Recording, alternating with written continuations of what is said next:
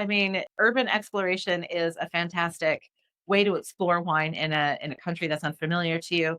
I myself, I don't like to drive, particularly when I'm by myself, because I Mhm. mean, can you imagine driving, navigating, and trying to taste wine all when you're responsible for all of those? That's just not smart, really. Yeah.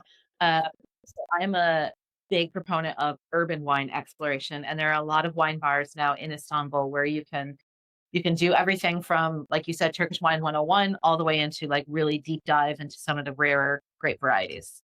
And I know there are a few, so without giving away all of them, what would be maybe one or two wine bars that you'd recommend or places that people can go to taste wines?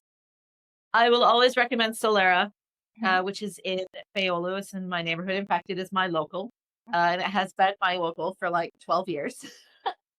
The guys there are fantastic. They all speak English, so you don't have to be afraid going there that they won't understand you.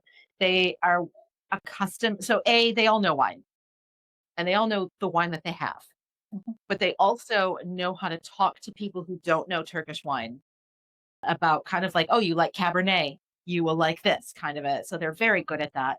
It's Mhm. also one of the few places left that, knock on wood, that doesn't change, um, where it won't cost you an arm and a leg to get a glass of wine. Mhm.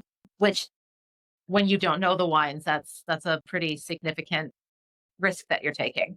Mhm. But if you want to go the complete other way and do the real deep dive, then you have to go to the Asian side to Moda to Wayana. Wayana has what I think is the largest wine list in the entire country. They have between four and 500 wines, I think 90% of which are available by the glass. Mm. And again, super, super friendly, well informed staff who are always happy to talk to you about wine, your how you like wine, what you might like that's Turkish. And both bars are always happy to like, pour you, like, do a test pour. Mhm. They're not going to give you the glass, and if you don't like it, then too bad. That's your glass. And what's the best way to get over to Moda if you were staying on in Beyoğlu, which is where you are now and where Solera is?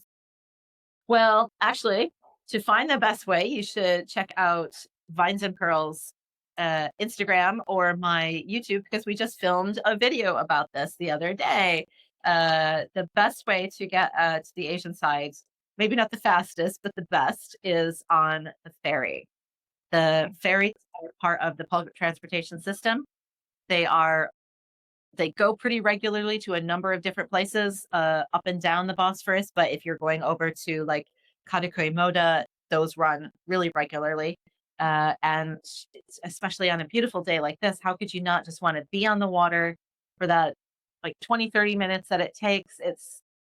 It's just so pretty. You get to kind of see the sights as you're going, and you might even spot some dolphins. Absolutely. The ferries, as you know, are one of my favorite things about Istanbul.